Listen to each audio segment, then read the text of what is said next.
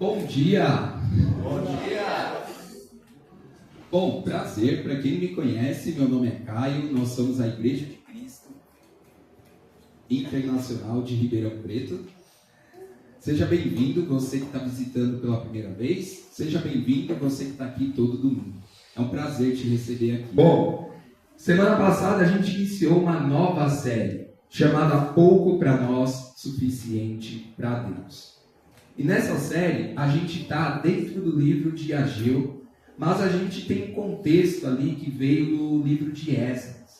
Então, ali em Esdras, a gente vê quando o povo volta da Babilônia, e aí esse povo tem que reconstruir ali Jerusalém, reconstruir o templo, e Deus direciona eles, retomem pela reconstrução do templo, porque o templo é a minha casa, é onde eu vou habitar, onde eu vou direcionar vocês, onde eu vou ter comunhão com vocês.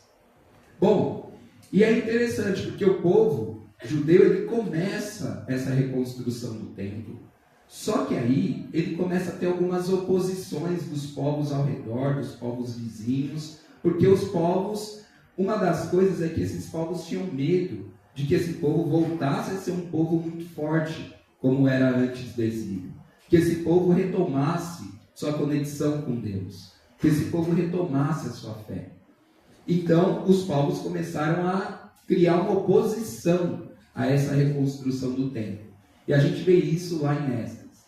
Bom, e quando isso acontece, o povo realmente desanima.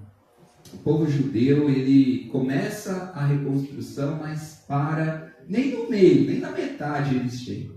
E aí eles param. E aí Deus envia o profeta Ageu. E o profeta Ageu começa a falar com esse povo, a despertar esse povo.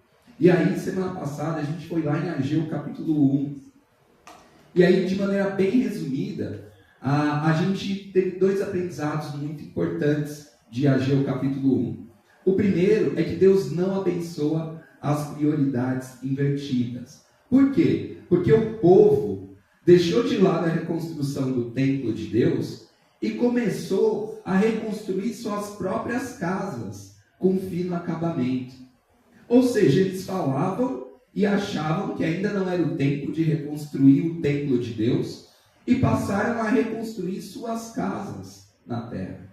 E eles começaram a morar em boas casas, mas o templo de Deus ainda estava precisando de muitos detalhes, ser reconstruído. O templo de Deus estava em ruínas.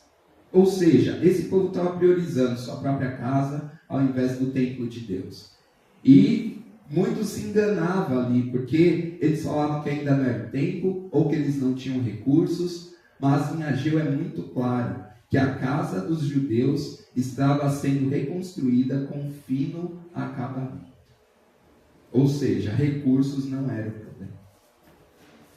E aí, Ageu, ele adverte esse povo e fala desse povo algo que a gente pode resumir nessa pergunta. Se a gente tem tempo, energia e recursos para construir a nossa própria vida, por que a gente não usa essas mesmas coisas, o tempo, a energia e os recursos, para as coisas de Deus? No contexto ali dos judeus do livro de Ageu e Esdras, era eles reconstruírem o templo de Deus. Mas, e o nosso contexto? A gente gasta muito tempo na nossa carreira, nos nossos projetos pessoais, mas o quanto a gente tem usado os nossos recursos, nosso tempo, nossa energia para as coisas de Deus?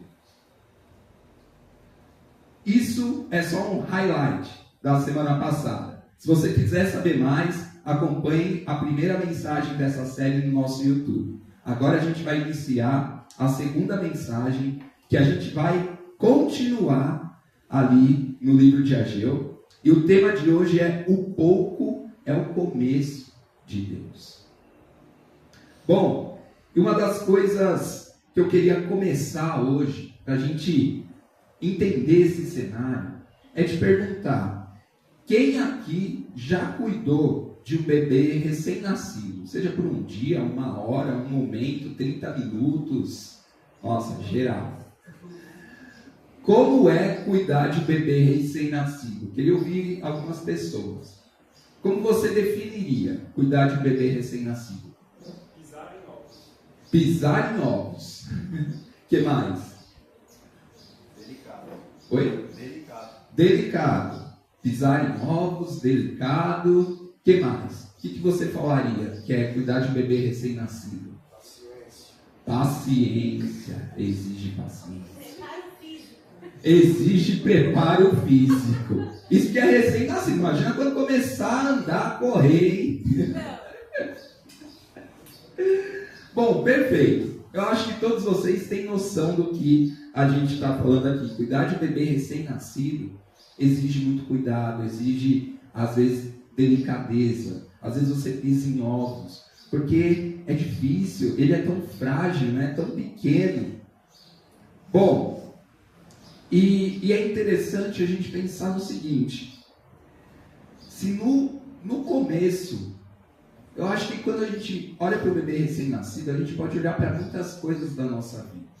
No começo de qualquer coisa que a gente vai fazer, ou que a gente adquire, essa coisa ainda é frágil, ainda é delicada, ainda não está bem estruturada, ainda não está forte o suficiente.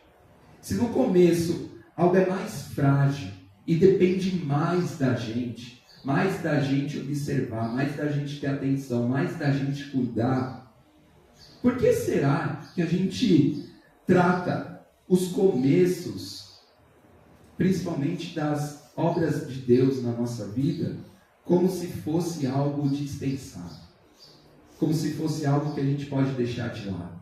Como se fosse algo que a gente não vai colocar tanto esforço e tanta dedicação? Por que será que a gente despreza o começo das coisas muitas vezes? Por que será que a gente não coloca tudo que a gente tem nos começos? Por que será que nosso pensamento é tão contrário à lei natural da vida? Que quando as coisas estão no começo, exige mais dedicação. E isso é para tudo na nossa vida. Por exemplo, pensa, o início da sua faculdade é quando você está ali entendendo o que é a faculdade, o que é o curso, o que são as matérias.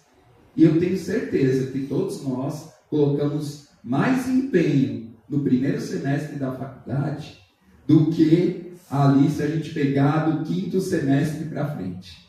Porque no quinto semestre a gente já sabe mais ou menos o roteiro das aulas, a gente já sabe como é o esquema das provas, a gente já sabe como fazer uma apresentação. Mas não, no primeiro semestre a gente ainda está aprendendo como as coisas funcionam. A gente ainda precisa construir algumas estruturas no primeiro semestre. Bom, e pegando ainda o exemplo do bebê, né, recém-nascido. Quando o bebê nasce, ele precisa de muita coisa, não precisa? Ele precisa de calor, ele precisa de leite, ele precisa de atenção. E isso não é uma vez ao dia, é várias vezes ao dia. Ele precisa ser trocado, você precisa ver se ele está chorando, por que ele está chorando, se é uma cólica, se o dente está nascendo, se ele está com fome, várias coisas. Ele sozinho não se basta. Ele depende do pai e da mãe, principalmente. O menor descuido com esse bebê recém-nascido já é um problema. Já é um problema. É até crime. É até configurado crime. Bom, da mesma maneira, todo começo é como um recém-nascido. Sinto te informar.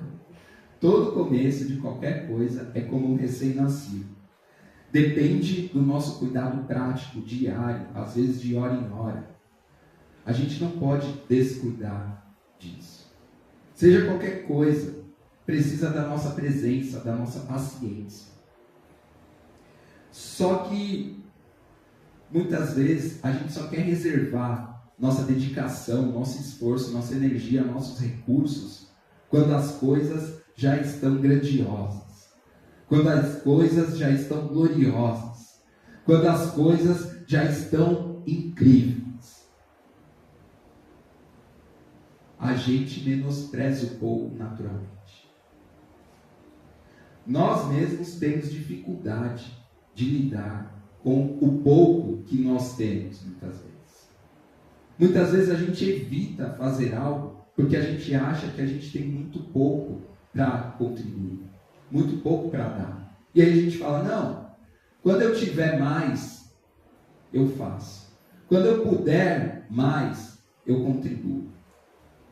Mas não, o seu pouco com outro pouco já pode ajudar muito. E aí eu te pergunto, você cuida do pouco como alguém que alimenta algo?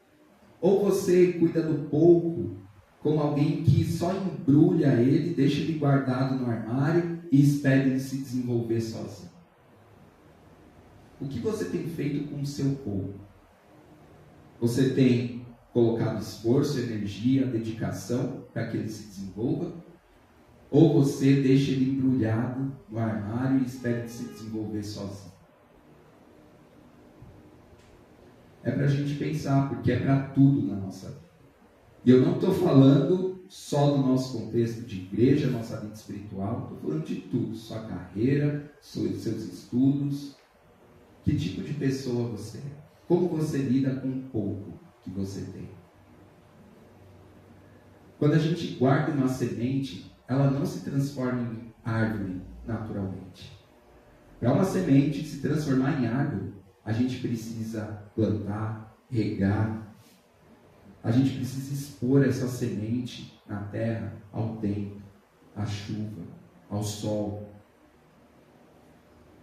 Ela não pode só ficar guardada. Ela precisa de um espaço, de um cuidado, de uma dedicação para se desenvolver. Bom, e aí a gente pensa, quem de nós aqui tem tratado o pouco que a gente tem como desculpa para não fazer algo? Quem de nós tem visto que tem pouco e por isso cruza os braços? Ah, eu tenho pouco, então eu não vou fazer.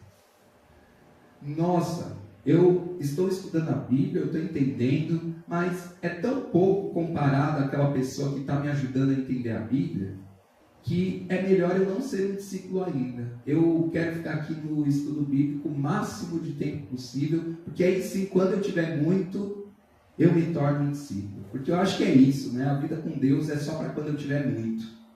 Só para quando eu puder dar muito.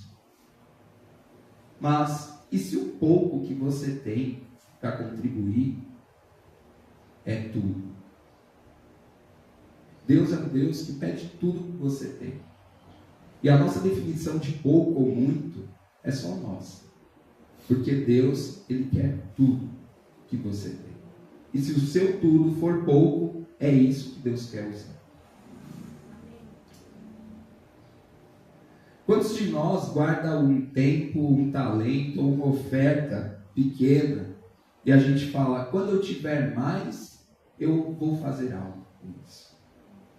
Quantos de nós preferem apontar o defeito naquilo que é pouco, naquilo que é pequeno, ao invés de oferecer o próprio pouco para fazer aquilo crescer? Eu junto meu pouco com um pouco do outro e isso pode ser 2 poucos, ao invés de um pouco só. Qual tipo de atitude a gente tem tido ao olhar o pouco? A gente está só apontando, criticando, ou a gente está querendo somar, contribuir e fazer crescer? Quantos aqui têm ficado naquela arquibancada da crítica? Aquela arquibancada que fica esperando o projeto ideal, o tamanho ideal das coisas, as coisas ficarem no ponto perfeito para aí sim entrar e participar. Quantos de nós têm estado nessa arquibancada da crítica, esperando as coisas e só observando, não ajudando e só criticando? Quantos daqui não têm se levantado para ajudar, porque acham que o começo é insignificante e por isso escolhem o comodismo? eu não vou participar agora, eu quero ficar na minha, porque eu tenho pouco, e as coisas também ali são poucas, estão só começando. Eu vou esperar as coisas ficarem melhores e maiores. Qual tem sido a sua postura? Quem aqui tem vivido com desconfiança do futuro? E está medindo Deus pelo que está vendo agora, e não medindo Deus pelo que Ele pode fazer, pelo que Ele é. Então está olhando agora um cenário difícil, um cenário de poucos talentos, um cenário de dificuldades, e acha que Deus não está aqui, não está agindo aqui, não pode fazer nada aqui. Quem está medindo Deus pelo pouco, ao invés de medir Deus pelo que Ele é e pelo que Ele pode fazer? Bom, isso aqui é só um espelho. Não é para ser um discurso contra ninguém aqui. Mas é para nós olharmos para essas perguntas. E olhar para o nosso coração. E quem nós temos sido. Qual tem sido a nossa atitude? Qual tem sido o nosso pensamento? Qual tem sido a minha escolha? Bom, e se você respondeu sim para qualquer uma dessas perguntas, bem reflexivas, bem profundas, então a gente consegue entender por que as coisas, a obra de Deus parece que está meio parada, parece que está meio lenta. Não é uma questão de falta de recursos, assim como no livro de Ageu, não é uma questão só de falta de recursos, é uma questão de coração, é uma questão de prioridade, é uma questão de colocar a prioridade certa no lugar certo e não inverter, não colocar a nossa vida acima da obediência a Deus. É colocar a obediência a Deus acima da nossa vida, da nossa carreira, das coisas que a gente deseja. Porque se a gente obedece a Deus, consequentemente, as coisas vão caminhar. E não é o contrário, não é a nossa vida caminhar bem, para aí sim eu obedecer a Deus. Não é assim que funciona. E aí a gente volta ao livro de Ageu. E a gente vai ficar um pouquinho nesse livro de Ageu aqui. A gente vai começar no capítulo 2 hoje. E a gente vai ler do versículo 1 até o 9. Então, Ageu, capítulo 2. Então, aqui, para vocês entenderem o cenário aqui desse contexto, o povo, Ageu então profetizou ao povo, e o povo se levantou novamente e começou a reconstruir o templo, tá bom? Então, Ageu falou para o povo volta a reconstruir o templo. E aí diz assim, Ageu capítulo 2, a gente vai ler do versículo 1 até o 9. No 21º dia do 7º mês, veio a palavra do Senhor por meio do profeta Ageu. Pergunte o seguinte ao governador de Judá, que é Zorobabel, filho de Sealtiel, e também ao sumo sacerdote Josué, filho de Josadaque, e ao restante do povo. Quem de vocês viu esta casa no seu primeiro esplendor? Aqui está falando do templo de Salomão. Quem de vocês viu essa casa no seu primeiro esplendor? Comparado a ela, não é como nada o que vocês veem agora. Coragem, Zorobabel, declara o Senhor. Coragem, sumo sacerdote Josué, filho de Josadaque. Coragem, ó povo da terra, declara o Senhor. Ao trabalho, pois eu estou com vocês, declara o Senhor dos exércitos. Essa é a aliança que fiz com vocês quando saíram do Egito. O meu Espírito está entre vocês. Não tenham medo. Assim diz o Senhor dos Exércitos. Dentro de pouco tempo farei tremer o céu, a terra, o mar e a terra seca. Farei tremer todas as nações. Eles virão para o desejado de todas as nações. E encherei este templo de glória, diz o Senhor dos Exércitos. Tanto a prata quanto o ouro me pertencem, declara o Senhor dos Exércitos. A glória desse novo templo será maior do que a do antigo, diz o Senhor dos Exércitos.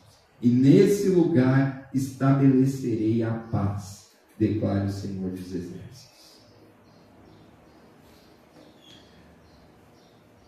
Bom, agora a gente vai entender um pouquinho desse trecho, que é muito poderoso, muito inspirador, muito animador, mas vamos entender o que Deus queria que o povo entendesse disso daqui.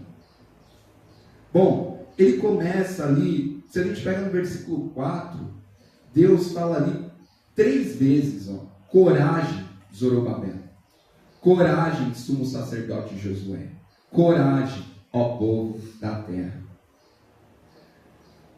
A primeira ordem de Deus, numa construção pequena, no pouco, quando tudo está em ruínas, é coragem. Se a gente está vendo algo em ruínas na nossa vida, seja na nossa vida com Deus, seja na igreja que a gente está, seja na vida do nosso querido irmão, do nosso amigo, a primeira coisa que Deus te pede, te ordena, te direciona, é coragem.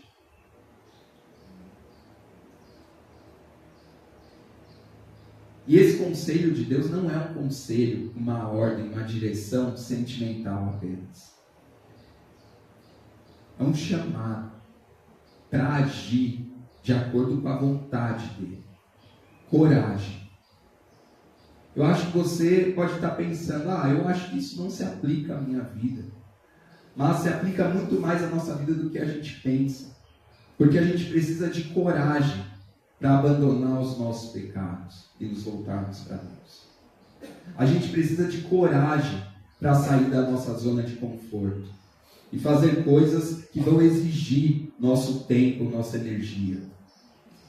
Estudar a Bíblia exige coragem para avançar nível a nível de cada estudo, para obedecer, para ser aberto a dar passos que às vezes a gente nem acha, nem tem fé que podem dar certo. Mas o que Deus diz é coragem. Deus não fala, dê um jeitinho, faz de um jeitinho brasileiro. Ele não fala também, quando tudo estiver perfeito, aí você vai. Quando esse templo, o segundo templo aqui estiver esplendoroso, mais do que o primeiro, aí sim você entra nele e você participa.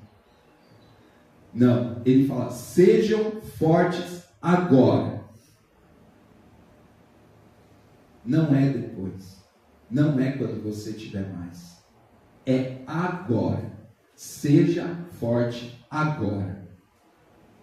Porque Deus está presente. É isso que ele diz. Agora. Tenha coragem. Seja forte para abandonar o seu pecado agora. Porque Deus está presente agora.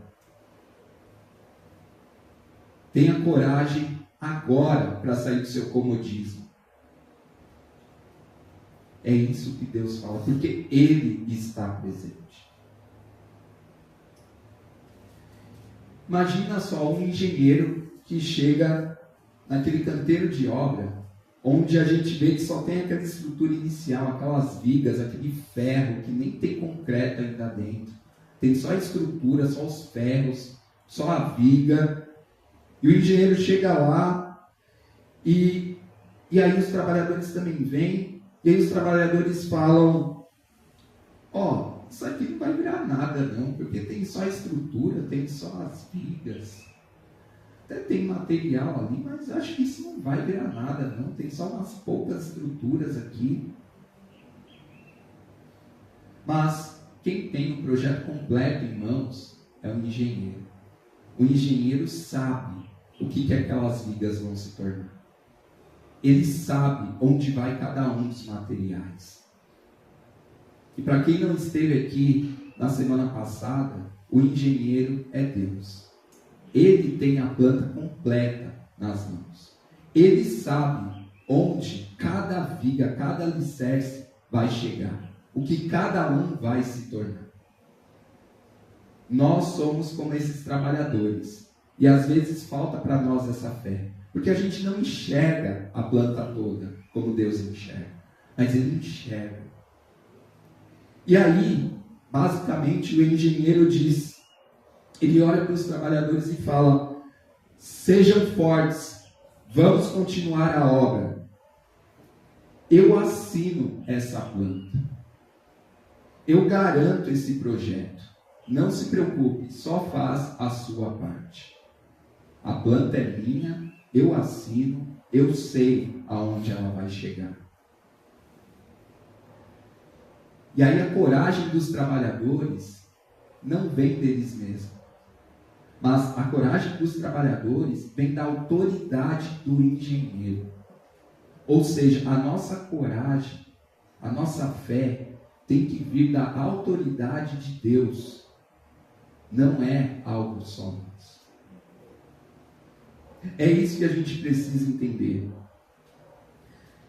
Quando a gente olha para as coisas pequenas, se a nossa fé é pequena, se nossa compreensão é pequena, se falta para nós algo nesse momento, como igreja também, Deus, Ele não está falando aqui, compara as coisas com algo melhor, com algo mais grandioso. Ele não está falando para comparar. O que Ele fala aqui é, seja forte. É isso que Deus diz para nós. Não é compare, mas é seja forte. A presença de Deus é o que confirma o projeto. Nada além disso confirma o projeto. Só Deus.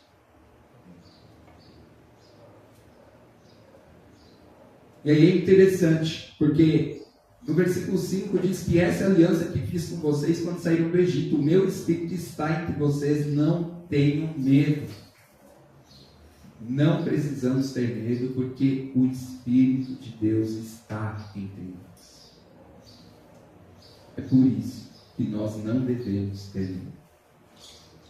E aí aqui é o mesmo tempo, o mesmo período, é contemporâneo, quando Zacarias fala esse versículo que eu acho que todos nós gostamos muito, né? E a gente às vezes usa muito esse versículo de Zacarias 4, versículo 6, para às vezes justificar o nosso comodismo ou falta de ação. Ou às vezes porque a gente acha que as pessoas estão, quando a gente acha que as pessoas estão fazendo as coisas com os braços delas, e a gente precisa ajudar elas a entender, dependa do Espírito de Deus. Em Zacarias 4, versículo 6 diz, então ele me disse, essa é a palavra do Senhor para Zorobabel, não por força nem por poder, mas pelo meu Espírito, diz o Senhor dos Exércitos.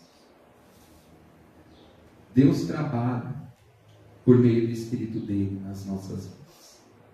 Mas aí, a gente muitas vezes acha que isso é só uma coisa sobrenatural. Mas o Espírito de Deus está trabalhando através da palavra de Deus. Alguns de vocês aqui não têm tido fé porque não têm obedecido à palavra de Deus. Ou sequer têm ido de maneira regular e constante à palavra de Deus, para consultar a palavra de Deus. Falta para você coragem para ir à palavra de Deus, que vai confrontar o seu coração, que vai te levar ao arrependimento. Você não aprende a ter arrependimento por osmose. Você vai ter arrependimento se você tiver coragem para obedecer a Deus. Você vai ser um seguidor de Jesus se você tiver coragem para todos os dias absorver o que a Bíblia diz para você. E você só vai continuar sendo um seguidor de Jesus se você for todos os dias até a sua Bíblia, de maneira consistente, consultar a palavra de Deus. Se você não permanecer na palavra, você não será um discípulo. Sinto te informar. Então, quando aquelas pessoas que estão estudando a Bíblia com você são chatas de te perguntar todo estudo, se você tem lido sua Bíblia, se você tem orado, se você tem anotado suas reflexões com base na palavra de Deus, é porque a nossa expectativa é que é o Espírito de Deus, através da palavra dele, que vai te convencer e vai te converter. não é humano. É o Espírito de Deus entre nós.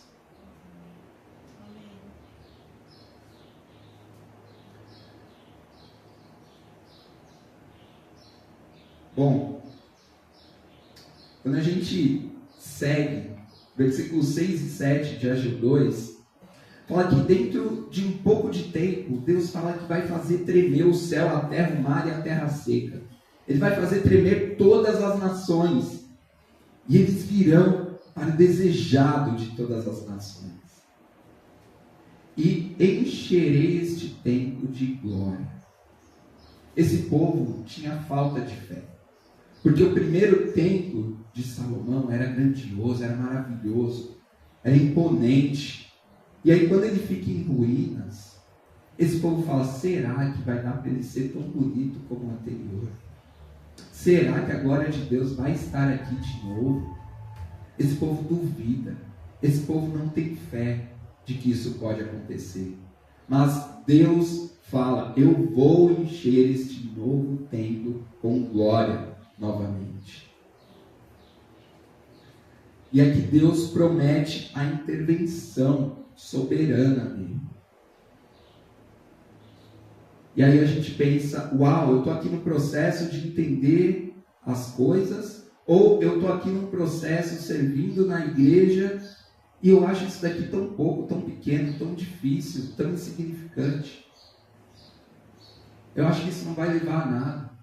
Esse negócio de ler a Bíblia um pouco todo dia, e anotar, eu acho que não vai para lugar nenhum.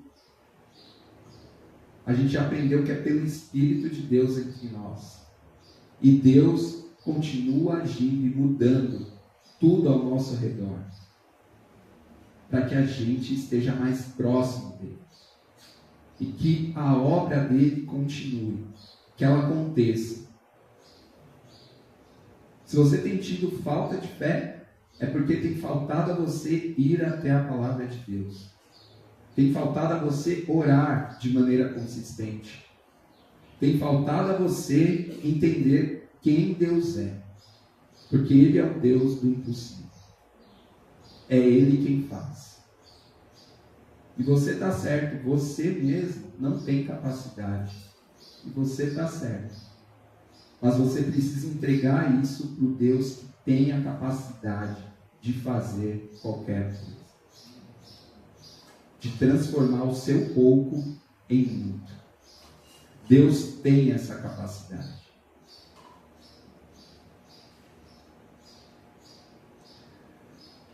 Muitas vezes a gente quer desistir, a gente não vê esse tremor de Deus que ele fala aqui, a gente não vê ele tremendo as coisas ao nosso redor. Mas o ponto é que Deus ele pode operar tanto num tempo rápido como num processo longo. E a gente precisa respeitar o tempo de Deus, mas não é respeitar parado. A gente precisa fazer a nossa parte. A gente precisa colocar o pouco que nós temos ao serviço da obra de Deus. Mesmo que seja pouco, com o tempo isso será muito. O ponto é, seja um processo rápido, seja um processo longo nas mãos de Deus, ambos começam no pouco. Tudo tem um começo. O nosso problema é não colocar o nosso pouco no começo de Deus. É deixar o nosso pouco guardado para nós mesmos. E muitas vezes a gente é egoísta assim, a esse ponto. Às vezes a gente não enxerga que Deus transforma nossas vidas, multiplica nossos talentos, faz de nós discípulos, mesmo quando a gente não tem fé que pode ser discípulo.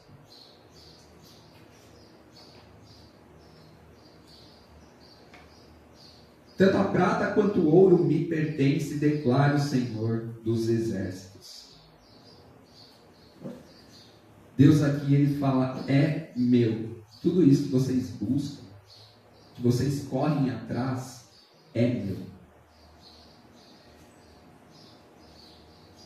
E aí muitas vezes a nossa desculpa sobre os recursos é: a gente não tem esse recurso, então a gente não vai fazer. A gente não tem dinheiro. A gente não tem um local com ar-condicionado, então não vou chamar aquela pessoa para vir ao culto. A gente não tem tal coisa. Qual desculpa a gente tem dado por falta de recursos, sendo que Deus é o dono de todos os recursos? Eu não posso participar da obra de Deus porque eu tenho pouco, eu não tenho quase nada para dar. Mas se Ele é o dono do recurso, seja qual for o recurso, não só a prata, não só o ouro, não só o dinheiro, mas dos talentos, Deus não pode multiplicar sabedoria, conhecimento, inteligência, comunicação, coragem, tempo. Deus pode multiplicar qualquer recurso para que você use na obra dele. Mas o ponto é, como a gente aprendeu na primeira mensagem, Deus não abençoa prioridades invertidas. Se você quiser usar os seus recursos só para você, só para os seus projetos pessoais, que não vão glorificar a Deus, dificilmente Ele vai te abençoar. Dificilmente Ele vai multiplicar. O ponto é, você quer participar? Quer contribuir da obra de Deus? Então Ele vai te dar fé, Ele vai multiplicar seu recurso, Ele vai te dar a coragem que você precisa. Vai te dar o nível de quebrantamento de coração e arrependimento que você precisa durante a sua conversão.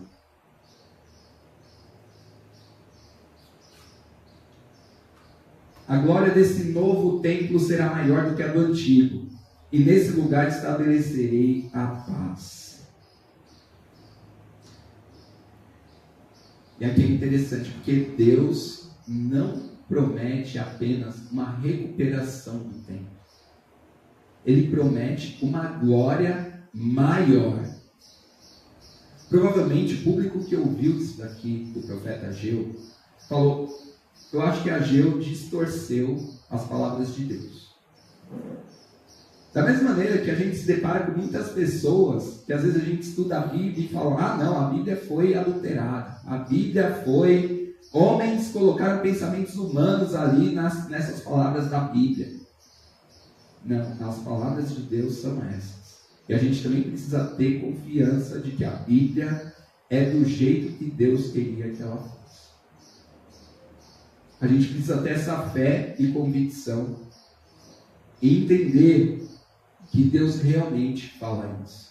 A glória do segundo templo será maior do que a do primeiro.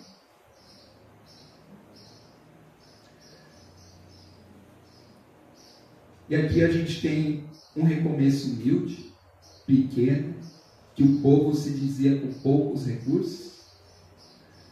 Mas Deus fala que mesmo eles tendo muito menos recursos do que lá no início da obra do primeiro templo, mesmo com pouco agora, mesmo em ruínas, mesmo voltando de um exílio, a glória desse segundo templo será maior.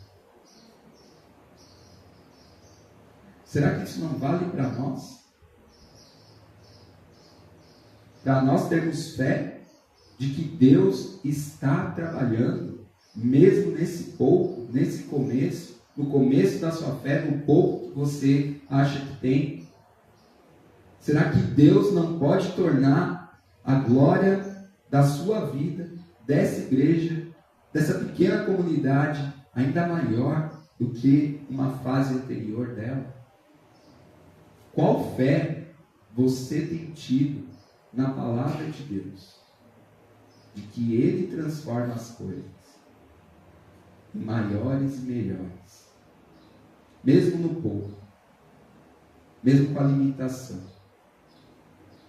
Porque Deus, os recursos são dele, mas o que Deus precisa como matéria-prima é o nosso coração. Deus precisa de corações dispostos, independente do recurso que a gente tiver. Ele quer trabalhar em cima do nosso coração. da nossa dedicação, da nossa disposição. E aí o ponto é, a gente tem a matéria-prima que Deus precisa para fazer essa glória maior aqui? Ou seja, o seu coração está à disposição de Deus para isso? Essa é a grande pergunta.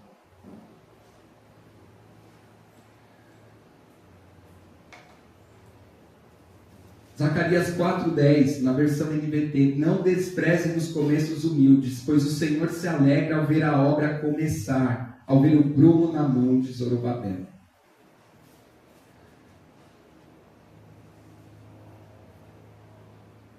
Quando a gente despreza os começos humildes, a gente está perdendo a alegria do que as coisas podem se tornar na mão de Deus, do que Deus pode fazer. Quando a gente despreza os começos humildes, a gente basicamente está ignorando que Deus vai transformar corações e pessoas, que vai tornar elas melhores, que vai tornar elas mais capazes, mais talentosas, que Deus vai distribuir mais dons para a igreja crescer. Quando a gente despreza os começos humildes, é como se a gente estivesse falando: Deus, eu não tenho fé de que esse pouco se tornará muito na sua mão. Quando a gente despreza os começos humildes, a gente basicamente está se dando uma sentença de inutilidade do poder de Deus nas nossas vidas. Como se a gente cancelasse o agir de Deus em nós. Se a gente despreza o começo das coisas, é porque a gente não acha que Deus pode transformar o pouco em muito. Você tem desprezado o começo humilde? Você tem ignorado o pouco que você tem, de que isso pode ajudar, de que isso pode ser juntado com outro pouco e talvez se tornar muito um dia?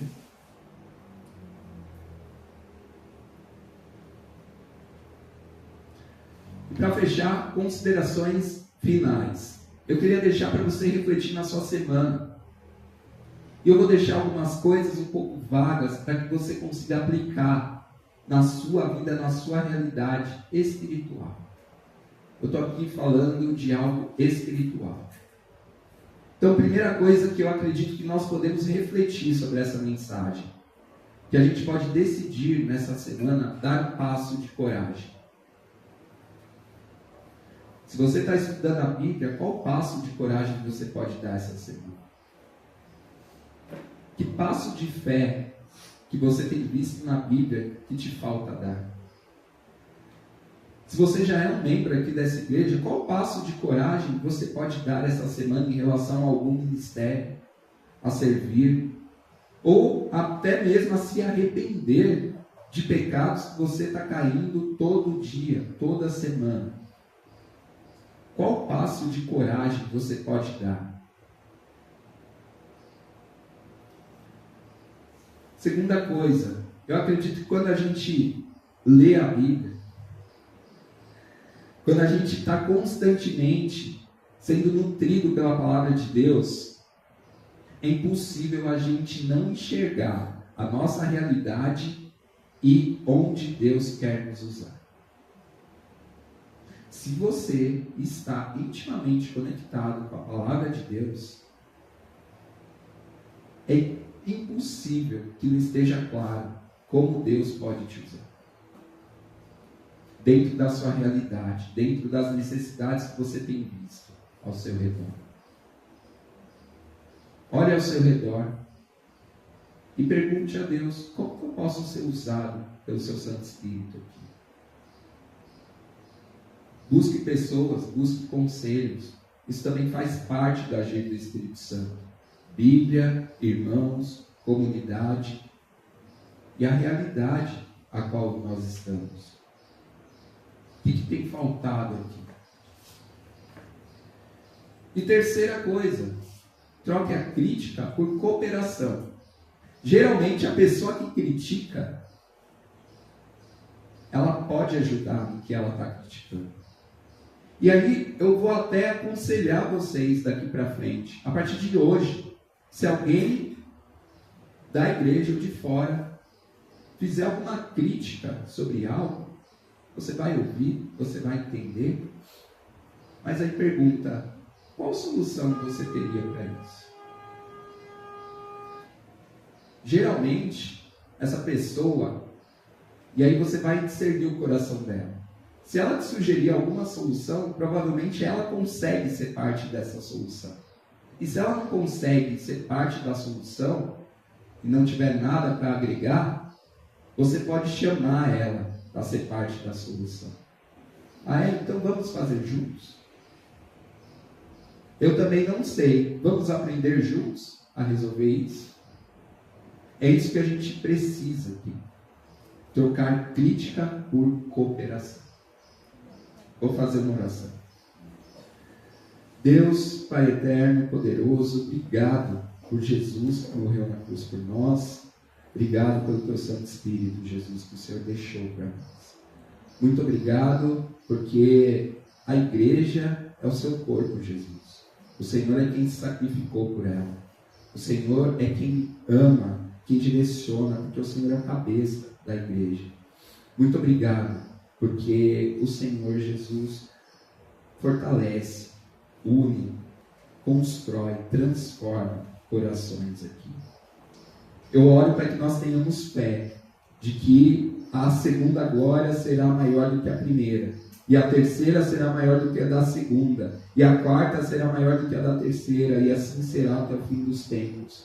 Porque a sua glória, Deus, só se renova e aumenta a cada dia, a cada manhã. Que nós possamos ter essa fé, que estejamos unidos, refletindo na Tua mensagem, ouvindo o Teu Santo Espírito e fazendo a nossa parte como trabalhadores. O Senhor é o engenheiro que assina a planta. Nós somos apenas trabalhadores.